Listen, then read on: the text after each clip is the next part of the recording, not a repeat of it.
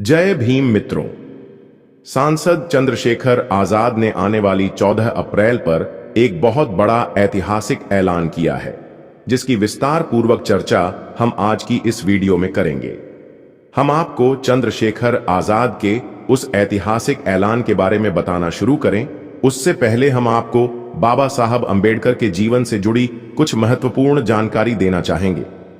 कोल्हापुर के नरेश छत्रपति शाहू जी महाराज ने 1923 में ही यह भविष्यवाणी की थी कि डॉक्टर आंबेडकर एक महान नेता होंगे। किसी में इतनी ताकत नहीं कि यह आवाज की गूंज को दबा सके। डॉक्टर आंबेडकर के राउंड टेबल कॉन्फ्रेंस में लगातार युद्ध करते रहने के कारण ही अछूतों को हिंदुस्तान के राजनीतिक चित्र पर एक महत्वपूर्ण स्थान प्राप्त हो सका था। ठीक उस समय जब भारत के अछूतों की नींव डगमगा रही थी, डॉक्टर आंबेडकर इस जहाज को बचाने के लिए आ गए। महापद्मानंद अछूतों का भारत में अंतिम राजा था। इसके बाद अछूतों में कोई शक्तिशाली राजनीतिज्ञ नहीं हुआ। इस राजा के बाद डॉक्टर आंबेडकर ही अछूतों के सर्वेसर्वा की भांति भारतीय राजनीतिक क्षेत्र पर उपस्थित होते हैं। हजारों वर्षों से हिंदू सभी प्रकार आगे बढ़े जा रहे थे। शिक्षा में, धन में और राष्ट्रीय सतर्कता में भी वे आगे ही बढ़ चुके थे।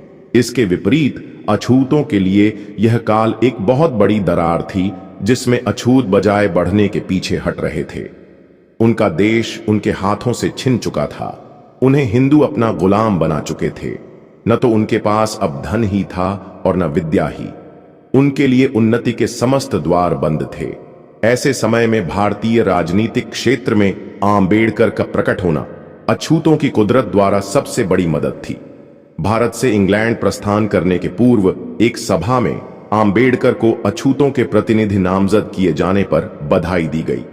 इस सभा में बहुत ज्यादा तादाद में अछूत इकट्ठा हुए थे। सन 1923 तक डॉ. आंबेडकर भारत में अछूतों के नेता के रूप में स्थायी रूप से माने जाने लगे थे। सभा के अछूतों द्वारा आंबेडकर का समर्थन हुआ।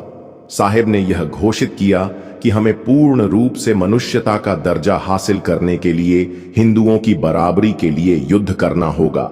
हम यह नहीं चाहते कि हम हिंदुओं के नीचे होकर रहें। यदि हम किसी के नीचे होकर रहेंगे, तब हम किस प्रकार से अपने को स्वतंत्र कह सकते हैं? स्वतंत्र होने के लिए यह आवश्यक है कि हमें किसी प्रकार का डर न रहे। और यदि हम अपने को हिंदुओं से नीचा समझें, यानी हिंदू बना रहने में कोई आपत्ति नहीं करते, तब हमें हिंदुओं का डर सदा लगा रहेगा। ऐसी हालत में जब हम अपने को हिंदुओं के अधीन स्वीकार करेंगे, तब हिंदू जिस प्रकार से हमें हजारों वर्षों से दबाते और कुचलते आए हैं, उसी प्रकार से वे फिर हमें अपने जूते में लगे हुए गर्द की तरह जब चाहेंगे, तब पहुंचकर हमारे अस्तित्व को समाप्त कर देंगे। इसीलिए मैं हिंदुओं से अलग उनके बराबरी का स्थान प्राप्त करने का समर्थक हूं। मैं उम्मीद करता हूं कि एक दिन हम अपने को हिंदुओं के बराबर का स्थान प्राप्त करने में अवश्य सफल होंगे, किंतु इसके लिए हमें एक मंजिल तय करनी होगी। सबसे पहले राजनीतिक मंजिल ही हमारा उद्देश्य होना चाहिए। यहां हमें यह नहीं भूल जाना चाहिए कि उन दिनों बंबई में कांग्रेस का बहुत दबदबा था। किसी संस्थान में इतना साहस नहीं कि वह कांग्रेस का विरोध कर सके। कभी कभी तो ऐसी गैर कांग्रेस संस्थाओं को अपनी सभा करने के लिए स्थान तक नहीं प्राप्त होता। उन्हीं दिनों कांग्रेस राउंड टेबल कॉन्फ्रेंस का विरोध कर रही थी। कांग्रेस इतना ज्यादा ऊधम मचा रही थी कि बंबई में राजनीतिक सभा करना असंभव हो गया। कांग्रेस के स्वयंसेवक दूसरों की सभा में जाते और खूब हुल्लड़ मचाते। कांग्रेस की इस हुल्लड़बाजी को देखकर बाबा साहेब ने यह निश्चित किया कि समता सैनिक दल को भी राजनीतिक क्षेत्र में भाग लेना चाहिए, नहीं तो अछूतों का राजनीतिक आंदोलन शीघ्र ही समाप्त हो जाएगा। आंबेडकर की यह योजना कोई खेल नहीं। इस योजना के द्वारा ही यह संभव हो सका कि अछूत भी अपनी राजनीतिक सभा सफलतापूर्वक करने लगे। आंबेडकर को एक घटना आज भी अच्छी तरह याद है। साहेब के राउंड टेबल कॉन्फ्रेंस में जाने के पूर्व कांग्रेस ने परेल में, जहां साहेब रहते थे, एक सभा अछूतों के नाम से इसीलिए की कि उस सभा में एक प्रस्ताव द्वारा यह पास किया जाए कि भारत के अछूत आंबेडकर के राउंड टेबल कॉन्फ्रेंस में जाने का समर्थन नहीं करते और आंबेडकर अछूतों के सच्चे प्रतिनिधि नहीं। साहिब ने उस सभा के संयोजकों से कहा कि मुझे ऐसी सभा के होने में और ऐसे प्रस्ताव के पास होने में कोई आपत्ति नहीं, किंतु सभा अछूतों की ही होनी चाहिए। सभा अछूतों की थी ही नहीं। साहिब की बातचीत का कांग्रेसियों पर कोई असर नहीं हुआ और वे सभा में आंबेडकर के विरुद्ध प्रस्ताव पास कराने पर उतारू हो गए थे। शाम को सभा हुई। उस सभा में केवल हिंदू ही हिंदू थे, किसी अछूत का नाम तक नहीं था। अछूतों के समता सैनिक दल के स्वयंसेवक एक बहुत बड़ा जत्था बनाकर सभा में पहुंच गए। चारों ओर खूनी कमीज को देखकर कांग्रेसियों के प्राण उड़ गए। स्वयं सेवकों ने सभा पर पूर्ण अधिकार कर लिया। कांग्रेसी घबरा गए और सभा से भाग खड़े हुए। वे इतना ज्यादा डर गए थे कि अपनी चौकी, मेज और एक बहुत बड़ा सा घंटा सभी छोड़कर भाग गए। महाड़ में आंबेडकर का लगाया हुआ समता सैनिक दल का बीज आज बढ़कर एक बहुत बड़ा पेड़ हो गया है, जिसकी शाखाएं भारत के प्रत्येक शहर के प्रत्येक गांवों में मौजूद हैं। इस प्रकार आंबेडकर अपने शत्रुओं की तनिक भी परवाह न करते हुए बेधड़क लंदन के लिए चल पड़े। लंदन पहुंचकर आंबेडकर ने कोई ऐसा कार्य नहीं किया जिससे उन्हें भारतीय स्वतंत्रता का विरोधी कहा जा सके। 12 नवंबर 1923 को राउंड टेबल कॉन्फ्रेंस में भाषण देते हुए आंबेडकर ने अछूतों का जो दृष्टिकोण रखा, उसे सुनकर सभी भारतीय और अंग्रेज दंग रह गए। इसी कॉन्फ्रेंस के बारे में बात करते हुए आंबेडकर ने मुझे यह बताया कि जिस समय मैं राउंड टेबल कॉन्फ्रेंस में अछूतों का प्रतिनिधि होकर लंदन गया, उस समय मेरी उम्र बहुत कम थी। जब सब भारतीय सदस्य कॉन्फ्रेंस में भाग लेने के लिए पहुंचे, तब चारों ओर सप्रू और जयकर की ही धूम थी। मेरी ओर देखकर सभी सदस्य यही कहते कि अछूतों का प्रतिनिधि तो अभी लौंडा है, वह क्या बोल सकता है। इस प्रकार के बहुत से निंदनीय चुटकुले मेरे खिलाफ लोगों के मनोविनोद का कारण बन रहे थे। उसी समय यह भी अफवाह उड़ी कि केवल सप्रू और जयकर को छोड़कर बाकी कोई प्रतिनिधि विद्वान नहीं। मैं चुपचाप इन बातों को सुनता रहा और जब मुझे भाषण देने का अवसर प्राप्त हुआ, तब मैंने भी अपने टूटे फूटे शब्दों में अछूतों के दृष्टिकोण को कॉन्फ्रेंस के सामने रखा। मेरे इस भाषण को सुनने के बाद सभी भारतीय सदस्य दंग रह गए थे और तभी अंग्रेजों को भी मालूम हुआ कि भारतीय अछूत सदस्य मूर्ख नहीं। यहां आंबेडकर के उस भाषण के कुछ अंशों को उद्धृत करना अनुपयुक्त न होगा। आंबेडकर ने पहले यह कहा कि जिन अछूतों की आबादी समस्त इंग्लैंड के बराबर है, उन्हीं अछूतों से बेगार लेकर उनसे जबरदस्ती गुलामी कराई जाती है। ये अछूत इतनी बड़ी संख्या में होते हुए भी अपने ऊपर किए गए जुल्म का विरोध किसी प्रकार नहीं कर सकते। इसका मुख्य कारण भारत के शासन प्रणाली में त्रुटि और साथ ही हिंदू समाज की बुराइयां भी हैं। इस प्रकार की बातें करते हुए साहेब आगे बढ़े। भारत में जो मौजूदा नादिरशाही सरकार है, उसे हटाकर जनता द्वारा और जनता के लिए सरकार स्थापित की जाए। अछूतों का यह वक्तव्य मुझे विश्वास है कुछ लोगों को दांत तले उंगली दबाने के लिए बाध्य करेगा। अब तक सभी यह कहते रहे कि अछूत अंग्रेजों से मिले हैं। अछूतों की नई सरकार की मांग से अन्य भारतीयों का झूठा प्रचार गलत साबित हो जाएगा। अछूतों ने अंग्रेजों का स्वागत केवल इसीलिए किया कि अंग्रेजों ने अछूतों को कट्टर हिंदुओं के जुल्म से मुक्त करने के प्रयास किए थे। भारत के अछूतों ने अंग्रेजों के साथ हिंदुओं, सिखों और मुसलमानों के विरुद्ध युद्ध किया और इस प्रकार अंग्रेजों को भारत का विशाल साम्राज्य उन्हें जीत कर दिया। अछूतों की इस सेवा के लिए अंग्रेजों ने यह वायदा किया था कि वे अछूतों को हिंदुओं के जुल्म से छुटकारा दिला देंगे।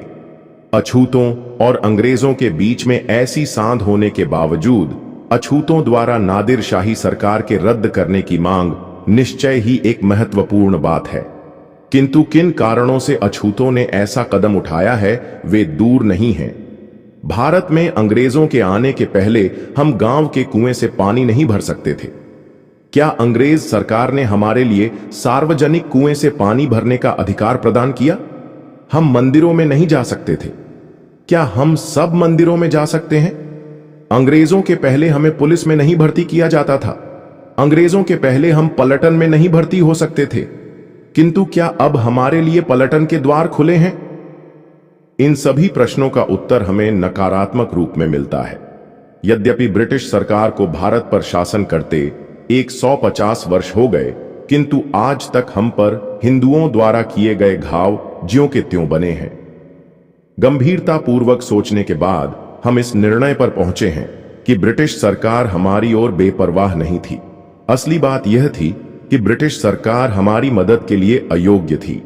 हम ऐसी सरकार चाहते हैं जहां जबरदस्ती का नाम नहीं रहेगा, जिसमें देश की भलाई के लिए ही सत्य किया जाएगा। भारत की ब्रिटिश सरकार ऐसी सरकार को कभी नहीं कायम करेगी जो जनता के लिए, जनता द्वारा और जनता की सरकार होगी। ब्रिटिश सरकार हम पर किए हुए जुल्मों का अंत नहीं कर सकी। हम स्वयं इस प्रकार के जुल्म का अंत तब तक नहीं कर सकते जब तक कि हमारे हाथों में राजनीतिक शक्ति न आ जाए। यदि हम अपने भाइयों का भला किसी प्रकार कर सकते हैं तो वह स्वराज्य विधान के द्वारा ही। कौन कह सकता है कि आंबेडकर भारतीय स्वतंत्रता का विरोधी है?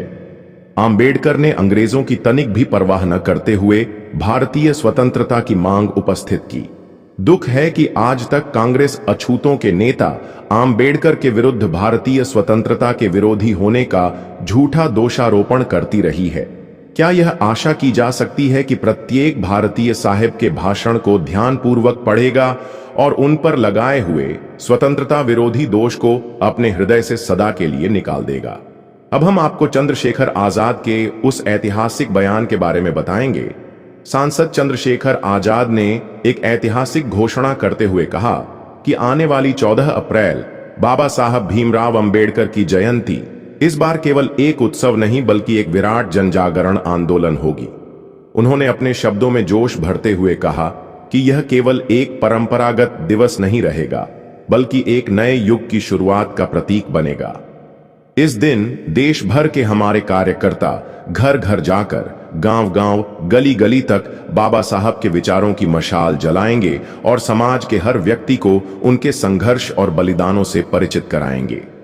चंद्रशेखर ने यह भी कहा कि बाबा साहब ने जिस समाज की कल्पना की थी उसे वास्तविकता में बदलने का समय आ गया है। अब केवल किताबों और भाषणों तक सीमित रहने का दौर खत्म हो चुका है। 14 अप्रैल को हमारे कार्यकर्ता हर उस व्यक्ति के द्वार तक पहुंचेंगे जो अन्याय और भेदभाव का शिकार रहा है और उसे यह एहसास दिलाएंगे कि वह अकेला नहीं है। बाबा साहब का विचार और हमारी ताकत उसके साथ है। उन्होंने गर्जना करते हुए कहा, अब वक्त आ गया है कि हम केवल श्रद्धांजलि देकर संतुष्ट न रहें बल्कि बाबा साहब के सपनों को हकीकत में बदलने के लिए कमर कस लें। इस बार की 14 अप्रैल केवल मोमबत्तियां जलाने या माल्यार्पण करने का दिन नहीं होगा बल्कि यह वह दिन बनेगा जब करोड़ों लोग अपने हक और हुकूक की आवाज बुलंद करेंगे। चंद्रशेखर ने अपने संबोधन में यह भी कहा कि यह दिन इतिहास के पन्नों में एक निर्णायक मोड़ के रूप में दर्ज होगा। हमारे कार्यकर्ता स्कूलों, कॉलेजों, खेत खलिहानों, मजदूर बस्तियों और शहरों की गलियों में जाएंगे और समाज के हर तबके को यह संदेश देंगे कि बाबा साहब का संघर्ष सिर्फ अतीत की गाथा नहीं बल्कि वर्तमान और भविष्य का संकल्प है। उन्होंने चेतावनी भरे लहजे में कहा कि समाज में जो ताकतें अब भी विषमता और अन्याय को बनाए रखना चाहती हैं, उन्हें इस 14 अप्रैल के बाद समझ आ जाएगा कि अब शोषित और वंचित लोग जाग चुके हैं। अब कोई भी उन्हें दबा नहीं सकता, कोई भी उनकी आवाज नहीं रोक सकता। यह दिन केवल एक तारीख नहीं बल्कि एक नए आंदोलन की शुरुआत होगी जो समानता, अधिकार और न्याय के सिद्धांतों पर टिका होगा। अंत में चंद्रशेखर ने अपने समर्थकों और कार्यकर्ताओं से आह्वान करते हुए कहा, तैयार हो जाइए, इस 14 अप्रैल को हम इतिहास लिखने जा रहे हैं। यह केवल बाबा साहब की जयंती नहीं बल्कि संकल्प और क्रांति का दिन होगा। चंद्रशेखर आजाद ने अपने संबोधन में आगे कहा कि यह 14 अप्रैल केवल एक दिन का आयोजन नहीं होगा बल्कि यह एक आंदोलन की नींव रखेगा। यह वह दिन होगा जब समाज का हर वह व्यक्ति जो वर्षों से अन्याय और शोषण का शिकार रहा है, अपनी पहचान और हक के लिए खड़ा होगा। बाबा साहब ने जिस समता मूलक समाज की परिकल्पना की थी उसे हकीकत में बदलने का समय आ गया है। इस दिन देश के कोने कोने में गूंज उठेगा। हम बाबा साहब के विचारों को केवल याद नहीं करेंगे बल्कि उन्हें जिएंगे। उन्होंने कार्यकर्ताओं को संबोधित करते हुए कहा, इस बार की 14 अप्रैल को हम केवल जयंती नहीं मनाएंगे बल्कि बाबा साहब के विचारों को जन जन तक पहुंचाने का महासंकल्प लेंगे। हर गांव, हर बस्ती, हर शहर में हमारे लोग जागरूकता अभियान चलाएंगे। उन्होंने स्पष्ट किया कि इस दिन विशेष रूप से युवा शक्ति को आगे आकर समाज के सबसे वंचित तबके तक पहुंचना होगा और उन्हें उनके संवैधानिक अधिकारों के प्रति जागरूक करना होगा।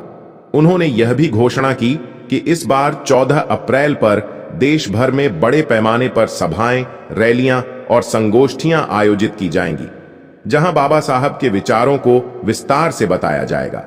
बाबा साहब भीमराव अंबेडकर ने भारतीय समाज में दलितों और महिलाओं के उत्थान के लिए क्रांतिकारी कार्य किए। उन्होंने सामाजिक, राजनीतिक, कानूनी और शैक्षिक सुधारों के जरिए शोषित वर्गों को उनके अधिकार दिलाने के लिए अथक प्रयास किए। उनकी सोच केवल एक वर्ग तक सीमित नहीं थी, बल्कि वे पूरे समाज में समानता, न्याय और स्वतंत्रता की स्थापना के लिए संघर्षरत रहे। दलितों के लिए किए गए कार्यों में सबसे महत्वपूर्ण उनकी सामाजिक और राजनीतिक लड़ाई थी। उन्होंने छुआछूत के खिलाफ आंदोलन चलाया और दलितों को समान अधिकार दिलाने के लिए कई संघर्ष किए। महाड़ सत्याग्रह इसका एक ऐतिहासिक उदाहरण है, जब उन्होंने हजारों दलितों के साथ सार्वजनिक जल स्रोतों से पानी पीने का अधिकार हासिल करने के लिए आंदोलन किया। इसी तरह उन्होंने कालाराम मंदिर सत्याग्रह के माध्यम से यह मांग उठाई कि दलितों को मंदिरों में प्रवेश की अनुमति दी जाए। उन्होंने दलितों के लिए शिक्षा के द्वार खोले और कहा कि जब तक दलित समाज शिक्षित नहीं होगा, तब तक वह अपने अधिकारों के लिए संघर्ष नहीं कर सकता। उन्होंने दलितों को संगठित करने के लिए बहिष्कृत हितकारिणी सभा और अन्य संगठनों की स्थापना की, ताकि वे अपने अधिकारों के लिए संगठित होकर संघर्ष कर सकें। राउंड टेबल कॉन्फ्रेंस के दौरान उन्होंने ब्रिटिश सरकार से मांग की कि दलितों को अलग निर्वाचिका दी जाए, ताकि वे अपने नेता खुद चुन सकें। इसके परिणाम स्वरूप ब्रिटिश सरकार ने उन्हें पृथक निर्वाचिका देने की घोषणा की, जिसे बाद में पूना पैक्ट के तहत संशोधित किया गया। इसके बावजूद उन्होंने दलितों के लिए राजनीतिक अधिकार सुनिश्चित किए। संविधान निर्माता के रूप में उन्होंने यह सुनिश्चित किया कि भारतीय संविधान में छुआछूत को खत्म किया जाए और दलितों को समान अधिकार मिले। उन्होंने अनुसूचित जाति जनजाति के लिए आरक्षण की व्यवस्था करवाई, ताकि वे समाज की मुख्य धारा में आ सकें। उन्होंने संविधान के अनुच्छेद 17 के तहत छुआछूत को गैर कानूनी घोषित किया, जिससे दलितों के खिलाफ सामाजिक भेदभाव पर रोक लगाई जा सके। महिलाओं के अधिकारों के लिए भी बाबा साहब ने ऐतिहासिक कार्य किए। वे मानते थे कि किसी भी समाज की प्रगति का पैमाना वहां की महिलाओं की स्थिति से मापा जाता है। उन्होंने हिंदू कोड बिल का मसौदा तैयार किया, जिसमें महिलाओं को समान अधिकार देने की व्यवस्था की गई थी। इस बिल में महिलाओं को संपत्ति में अधिकार, विवाह और तलाक में समानता और उत्तराधिकार संबंधी अधिकार देने की व्यवस्था की गई थी। हालांकि तत्कालीन सरकार के विरोध के कारण यह बिल पारित नहीं हो सका, जिससे दुखी होकर उन्होंने कानून मंत्री पद से इस्तीफा दे दिया। इसके अलावा बाबा साहब ने महिलाओं की शिक्षा और रोजगार पर विशेष ध्यान दिया। उन्होंने कहा कि यदि महिला शिक्षित होगी तो पूरा परिवार शिक्षित होगा और समाज आगे बढ़ेगा। उन्होंने महिलाओं को सामाजिक, राजनीतिक और आर्थिक रूप से सशक्त बनाने की दिशा में अनेक प्रयास किए। उन्होंने मजदूरों के अधिकारों की रक्षा के लिए भी कई कानून बनवाए, जिनमें 8 घंटे का कार्य दिवस, न्यूनतम वेतन कानून, श्रमिकों को सवेतन छुट्टी देने जैसी व्यवस्थाएं शामिल थीं। उनका मानना था कि हर व्यक्ति को सम्मानजनक जीवन जीने का अधिकार होना चाहिए। बाबा साहब अंबेडकर ने अपने पूरे जीवन में दलितों, महिलाओं और वंचित वर्गों के लिए संघर्ष किया और एक ऐसे भारत की नींव रखी जहां सभी को समान अवसर मिले। उनका जीवन केवल एक नेता का नहीं, बल्कि एक क्रांतिकारी सुधारक का था, जिन्होंने अपने विचारों और कार्यों से समाज को हमेशा के लिए बदल दिया। आपको हमारी यह वीडियो कैसी लगी, हमें कमेंट करके जरूर बताएं। हमें आपके कमेंट का इंतजार रहेगा। वीडियो पसंद आई हो तो वीडियो को लाइक, शेयर और हमारे चैनल को सब्सक्राइब कर सकते हैं। वीडियो देखने के लिए तहे दिल से शुक्रिया।